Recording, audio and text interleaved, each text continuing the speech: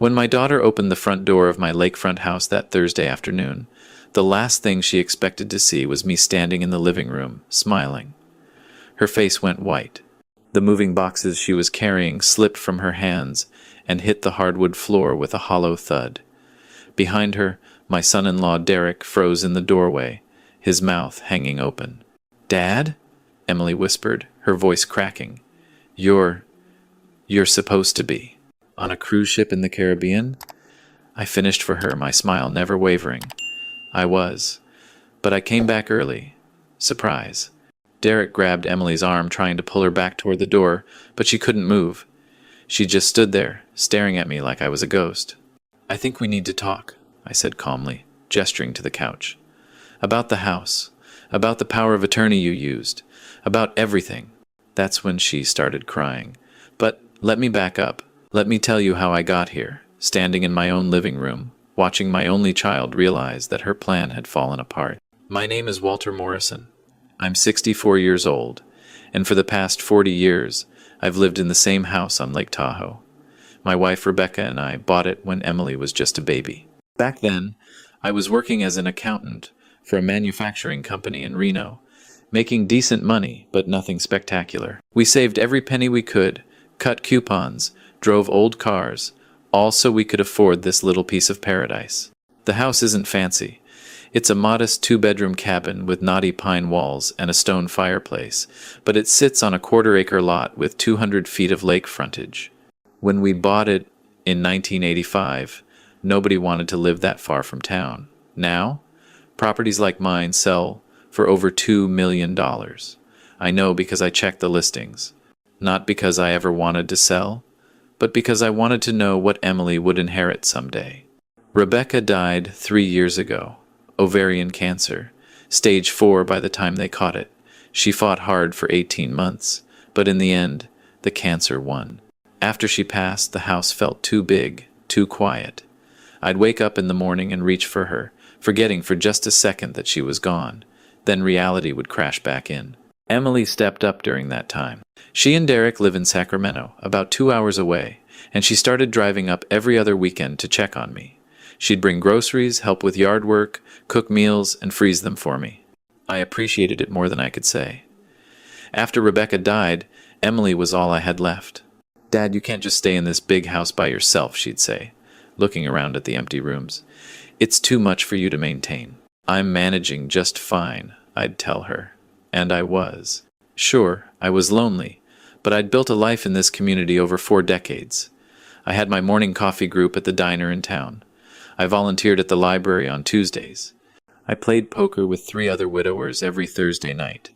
This house, this place, it was all I had left of the life Rebecca and I built together.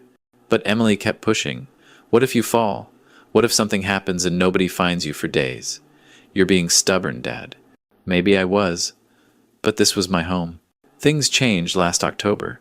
Emily called me on a Tuesday evening, her voice bubbling with excitement. "Dad, I have the most amazing surprise for you." "What's that, sweetheart?" "Derek and I want to send you on a cruise. A really nice one. 3 months in the Caribbean, all expenses paid." I laughed. 3 months? "Emily, I can't be gone for 3 months." "Why not? You're retired. You have no obligations.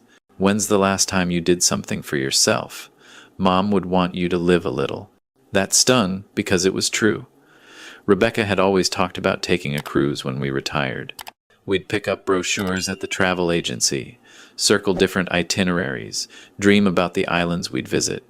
But then she got sick, and those dreams evaporated. "I don't know," I said slowly. "That's a lot of money. Derek got a huge bonus at work. We want to do this for you. Please, Dad, let us give you this gift." Over the next few weeks, Emily wore me down.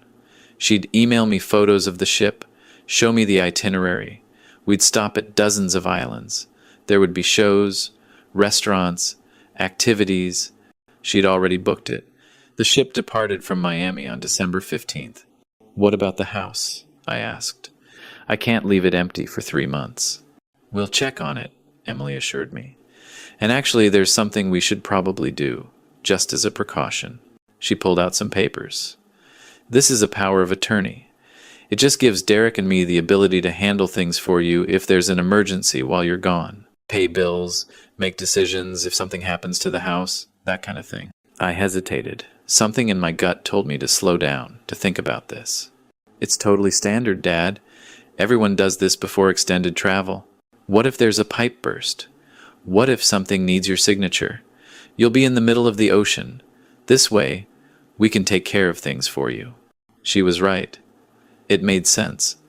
And I trusted Emily. She was my daughter, my only child. Why would she ever do anything to hurt me?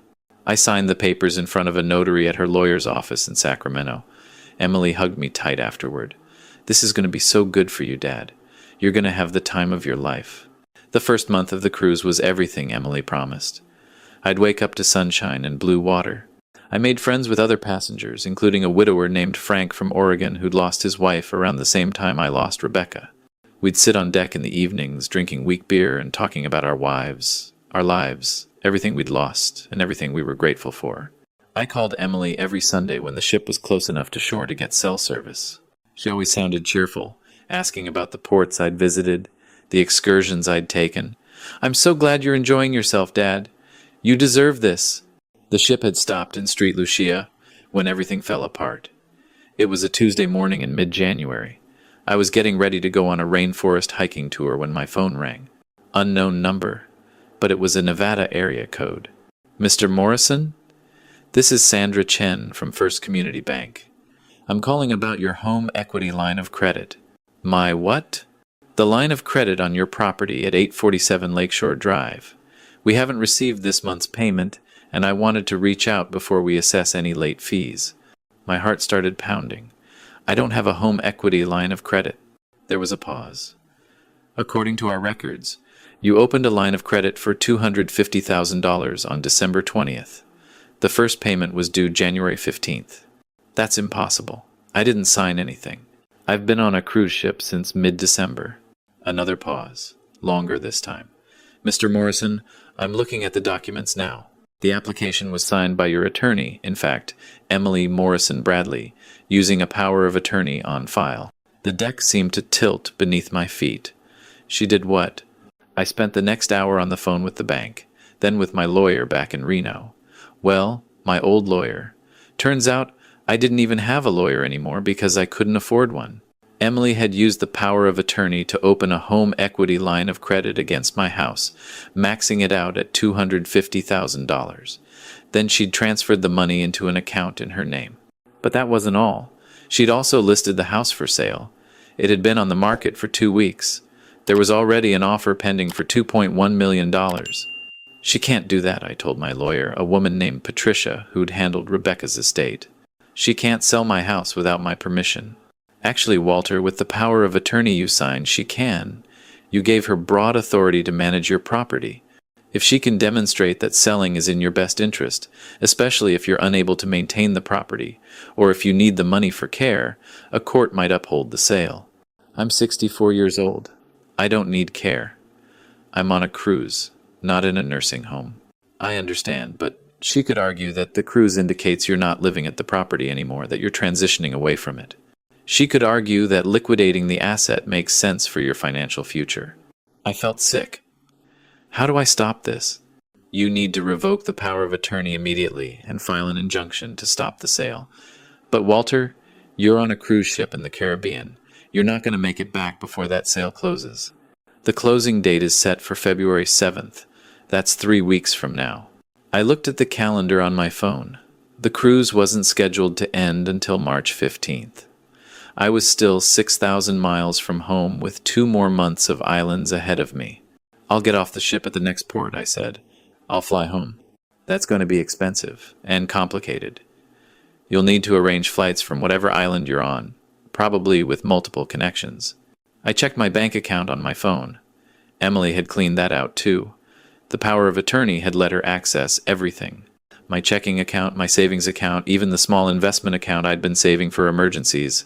Gone. All of it. I had exactly $840 in my wallet. That was it. For the next 2 days, I barely slept. I paced the deck of that ship, my mind racing. How could Emily do this? My own daughter. The girl I'd raised, put through college, walked down the aisle. The girl who cried at her mother's funeral and held my hand through the whole service.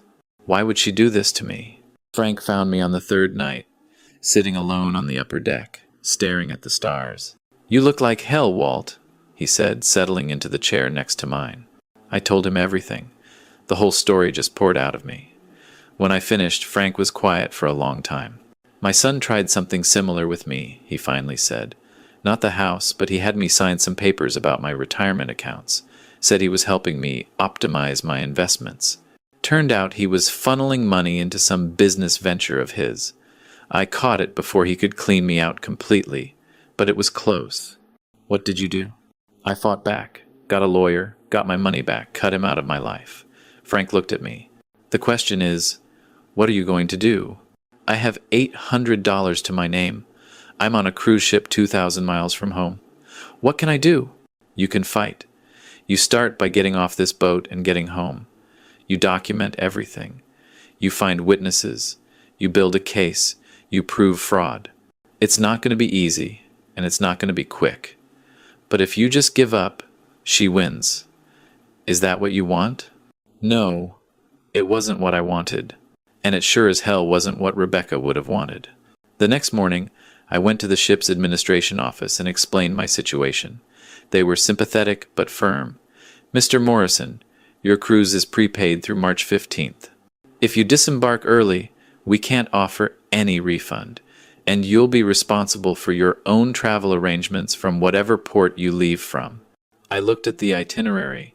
We were scheduled to dock in San Juan, Puerto Rico in 3 days. From there, I could probably get a flight back to the mainland. Probably. I spent those 3 days planning. I couldn't access my credit cards because Emily had canceled them. I couldn't transfer money because she'd cleaned out my accounts. But I had $840 in cash, and I had my brain. I'd worked as an accountant for 40 years. If anyone could figure out how to stretch money, it was me. In San Juan, I found the cheapest flight I could. Spirit Airlines to Fort Lauderdale, then a connection to Las Vegas, then a bus to Reno. Total cost, $620. That left me with $220 for food, transportation, and whatever else I'd need once I got home. The journey took 36 hours. I slept in airports, ate $1 menu items from fast food restaurants, and tried not to think about what I'd find when I finally made it back to Lake Tahoe. It was January 28th when I finally stood in front of my house again. There was a lockbox on the door, a for sale sign in the front yard with a sale pending rider across it. My lawn looked perfect. Someone had been maintaining it. Emily, probably, wanting to make sure the property showed well for potential buyers. I tried my key. The locks had been changed. I sat down on the front steps and put my head in my hands.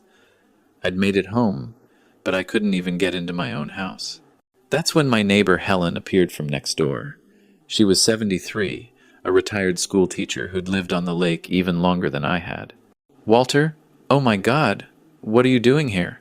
I thought you were on a cruise." "Helen, I need help." She took me inside her house, made me coffee, and listened while I explained everything. When I finished, her face was tight with anger. "That horrible girl.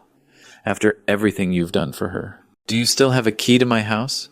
From when you used to water Rebecca's plants?" Helen nodded slowly. "I do. But Walter, if there's a sale pending, if Emily has legal authority, it's still my house until the sale closes, and I'm going to stop that sale." Helen gave me the key. I waited until dark, then I let myself into my own home. Everything looked the same, but wrong. Emily had already started packing. There were boxes in the spare bedroom filled with Rebecca's things. Our photo albums, the quilt Rebecca's grandmother made, the anniversary clock that had sat on our mantel for 30 years. All of it boxed up, ready to be hauled away. I spent that first night in my own house like a squatter, afraid to turn on lights, afraid the real estate agent would show up with buyers. I slept in my own bed and cried for the first time since Rebecca's funeral. The next morning, I called Patricia, my lawyer. "Walter, where are you calling from?" "I'm home. I need to stop this sale." "Thank God." "Okay, here's what we do. First, you need to file a revocation of the power of attorney. We'll do that today. Second, We file for an emergency injunction to stop the sale. That requires a court hearing. Can you be in court tomorrow? Yes. Good. But Walter, you need to understand something. Even if we stop this sale, Emily can argue that she was acting in your best interest. She can say you're not capable of maintaining the property, that you were clearly transitioning away from it by taking a 3-month cruise, that liquidating your assets is sound financial planning for someone your age. She has a lawyer, and he's good. How much is this going to cost me? Patricia was quiet for a moment. I'll take your case on contingency. If we win, we'll recover attorney's fees from Emily. If we lose, we can't lose, Patricia. This is my home. It's all I have left. The emergency hearing was scheduled for February 2nd. I had 3 days to build my case. I started by gathering evidence. I went to the bank with my identification and demanded copies of every transaction Emily had made using the power of attorney, the home equity line of credit, the account transfers, the credit card cancellations, all of it. I interviewed neighbors. Helen gave a statement that I'd never expressed any desire to sell.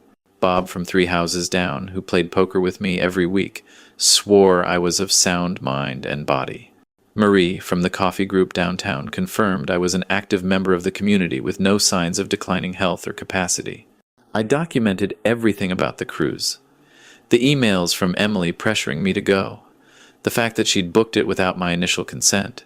The phone records showing I'd been calling home regularly, showing engagement with my life, not abandonment of it. And I found something else.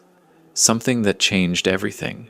On February 1st, the day before the hearing, I was going through the documents the bank had provided when I noticed something odd. The home equity line of credit application had been notarized. There was a notary stamp, a signature, a date, December 20th. But I'd been on the cruise ship since December 15th. I checked the ship's records. On December 20th, the ship had been at sea, 300 miles from the nearest land. There was no way a notary could have watched me sign those documents, because I'd never signed them. Emily had forged my signature, and the notary had either been complicit or hadn't actually witnessed the signature at all. Either way, it was fraud. I called Patricia. I've got her. The hearing the next day was in a small courtroom in Carson City. Emily showed up with her lawyer, a slick guy in his 40s named Marcus Webb. She wouldn't look at me. She sat at the defendant's table with her eyes down, twisting a tissue in her hands. Derek wasn't there. That was interesting. Judge Kathleen Porter presided. She was in her 60s, with gray hair and reading glasses on a chain around her neck. She looked at the file in front of her, then looked at me. Mr. Morrison, you're alleging that your daughter committed fraud and abused a power of attorney you granted her. Is that correct? Yes, Your Honor. And Miss Morrison Bradley, you're arguing that you acted within the scope of the power of attorney in your father's best interest, correct?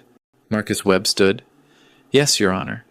My client was concerned about her father's ability to maintain a substantial property, while he was clearly transitioning to a more mobile lifestyle.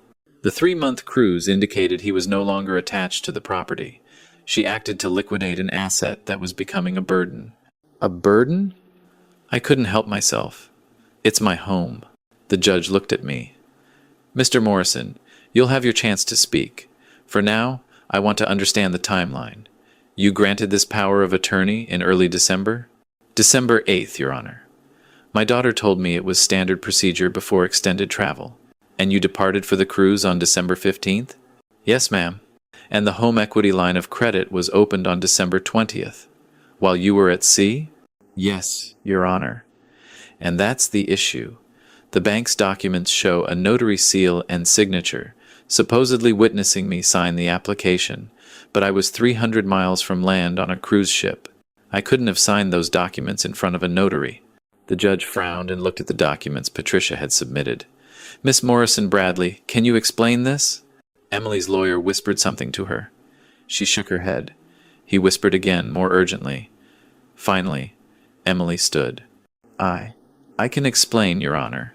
Her voice was shaking. My father had signed the documents before he left for the cruise. The notary. There was a mistake with the date. A mistake? The judge's eyebrows went up. You're telling me the notary accidentally dated the documents 5 days after they were actually signed? Yes, Your Honor. That's a lie, I said. Your Honor, I never signed those documents. I never authorized a home equity line of credit. I never authorized the sale of my house. My daughter forged my signature. That's a serious accusation, Mr. Morrison. The judge looked at Emily. Miss Morrison Bradley, did you sign these documents on your father's behalf? Emily looked at her lawyer. He shook his head slightly, but I could see it in her face. The guilt, the fear. I was trying to help him, she said, her voice breaking. The house is too much for him. He's alone there. He's getting older, I thought. I thought if I could sell it, I could put him in a nice assisted living facility, somewhere with people his own age, where he'd be safe. I don't need assisted living, I said, louder than I meant to. I'm 64 years old. I'm healthy. I'm active. I have a community. That house is my home, and you had no right to take it from me. The judge held up her hand. Everyone calmed down. Miss Morrison Bradley, did your father authorize you to forge his signature on the home equity line of credit application? No, Your Honor. Did he authorize you to list the house for sale? Not explicitly. But he signed the power of attorney. That gave me the authority. A power of attorney gives you the authority to act on someone's behalf, not to act against their interests, and certainly not to commit forgery. The judge looked at the documents again, then looked at Emily. Where's the money from the home equity line of credit? Emily's lawyer stood quickly. Your Honor, that's not relevant to... It's absolutely relevant. $250,000 was withdrawn from an equity line on Mr. Morrison's property using what appears to be forged documents. Where's that money? Emily started crying. My husband. We had some debts, business debts. Derek's company was going under. We were going to lose everything. I thought if I could use some of Dad's equity to cover the debts, we could pay him back when the house sold. He was going to get over $1 million after the sale. He wouldn't have even missed it. The courtroom was silent. I felt like I'd been punched in the stomach. This was never about what was best for me. This was about Derek's failed business. About Emily trying to save her husband's company with my money, with my home. The judge took off her glasses and rubbed her eyes. Miss Morrison Bradley, you understand that what you're describing is fraud, embezzlement, and forgery? I was going to pay him back, Emily sobbed. I swear I was going to pay him back. With his own money from his own house. The judge shook her head. Mr. Morrison, I'm granting your injunction. The sale of the house is stopped immediately. The power of attorney is revoked. Miss Morrison Bradley, you're ordered to return all funds obtained from the home equity line of credit within 30 days, or face criminal charges. She looked at Emily with disgust. If your father chooses to press charges for fraud and forgery, that's his right. We're adjourned. I sat there as the courtroom emptied, feeling numb. Emily tried to approach me, but Patricia stepped between us. Don't, Patricia said. You've done enough. Daddy, please, Emily said, tears streaming down her face. I'm sorry. I was desperate. Derek's company, his investors, they were threatening us. I didn't know what else to do. You could have asked me for help, I said quietly. You could have told me the truth. Instead, you put me on a cruise ship to get me out of the way while you stole my home. I wasn't stealing it. I was going to take care of you with the money. Liar. The word came out harder than I meant it to. You were going to put me in a home somewhere while you and Derek lived off the sale of my property. You thought I'd never find out until it was too late. You thought I'd be helpless to stop you. That's not true. Get out. I don't want to see you right now. Emily stood there for a moment, then turned and left, her lawyer following behind her. Patricia put her hand on my shoulder. You did it, Walter. You got your house back. But I didn't feel victorious. I felt empty. The next 2 weeks were a blur of legal paperwork. The home equity line of credit was declared fraudulent and canceled. The bank took a loss, but they didn't pursue it against me since I could prove I never authorized it. The sale of the house fell through. The buyers weren't happy, but there was nothing they could do. Emily had 30 days to return the $250,000. She couldn't do it. Derek's business had already spent most of it trying to pay off creditors. They sold their house in Sacramento, liquidated their retirement accounts, borrowed from Derek's parents. They scraped together $190,000. They were still $60,000 short. That's when Derek showed up at my house. It was a Thursday evening in late February.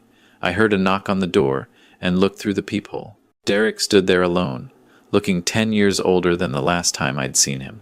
I opened the door but didn't invite him in. "Walter, I need to talk to you." "About what?" "About how you convinced my daughter to commit fraud?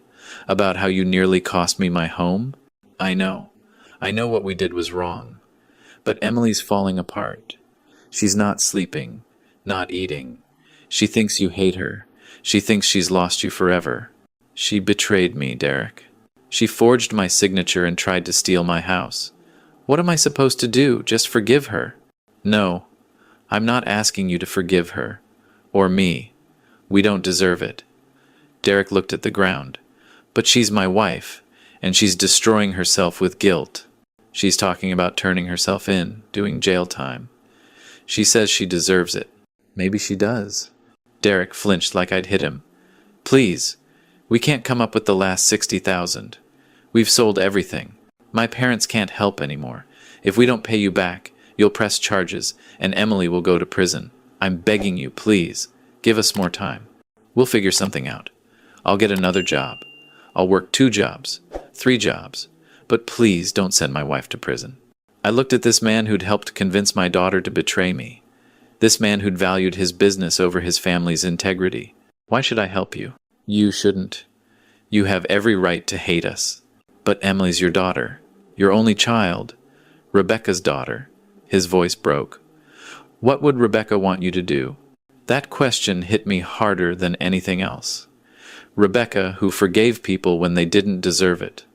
Rebecca, who believed in second chances. Rebecca, who loved Emily more than anything in the world. But Rebecca also believed in consequences, in accountability, in people facing what they'd done. "I'll think about it," I said, and closed the door. That night, I sat in the living room and looked at the photos on the mantel. Rebecca holding baby Emily at the hospital. Emily's first day of school. Emily's wedding day looking so happy in her white dress. Emily at her mother's funeral, broken and lost. I thought about the call I'd gotten on that cruise ship. The moment my world fell apart. The betrayal, the fear, the feeling of being utterly helpless while someone stole my life out from under me. But I also thought about Emily at 8 years old, bringing me breakfast in bed on Father's Day. Emily at 16, crying on my shoulder when her first boyfriend broke her heart. Emily at 25, asking me to walk her down the aisle because I was her hero. When had I stopped being her hero?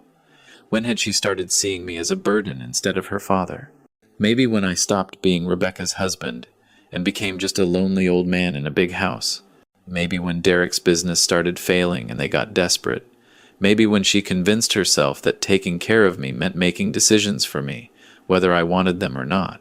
I picked up the phone and called Emily. She answered on the first ring. "Daddy?" "I'm not dropping the charges," I said.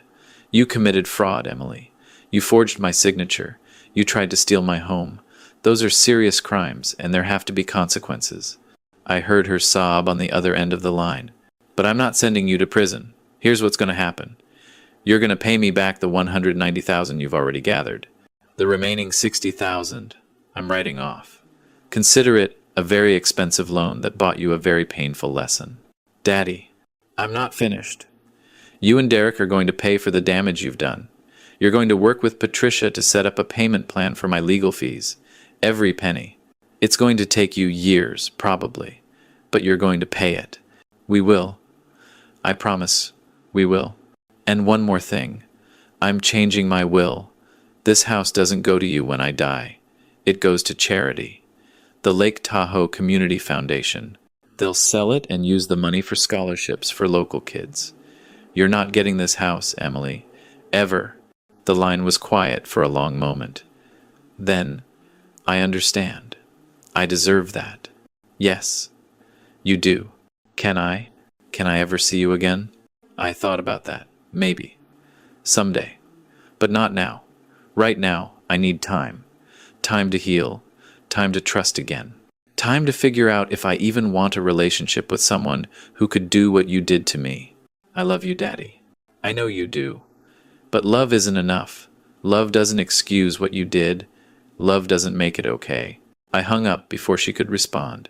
3 weeks later, I was back in court one final time. Emily transferred the $190,000 back to me. The judge formally closed the case. The fraud charges were dropped in exchange for the repayment and Emily's agreement to pay all legal fees. As I walked out of the courthouse that day, Patricia walked beside me. "How do you feel?" she asked.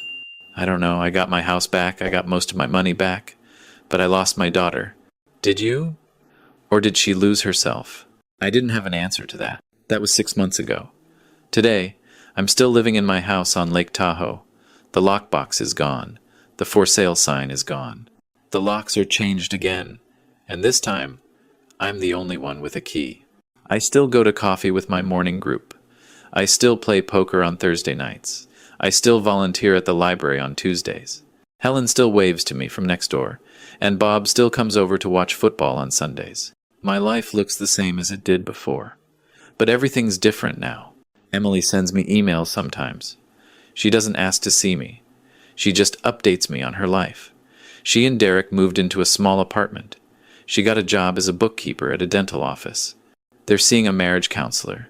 They're paying down the debt they accumulated trying to pay me back. She says she thinks about what she did every single day.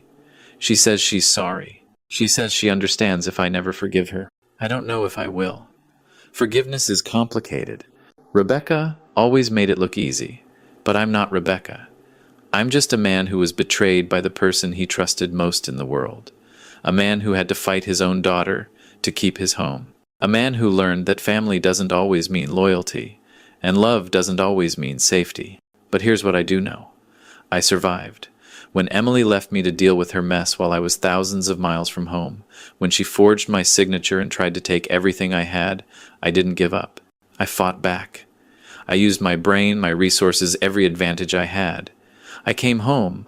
I stood in front of a judge and told the truth.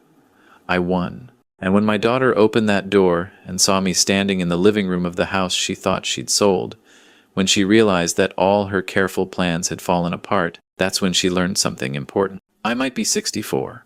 I might be a widower living alone in a house that's too big. I might be lonely sometimes, and sad sometimes, and vulnerable in ways I wasn't when Rebecca was alive. But I'm not helpless.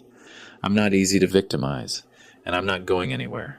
This house, this life, it's mine, and nobody, not even my own daughter, gets to take it away from me. When Emily finally composed herself that day and asked me how I'd done it, how I'd gotten home and stopped everything, I smiled and said exactly what I'd been planning to say since that moment on the cruise ship when I realized what she'd done. You underestimated me.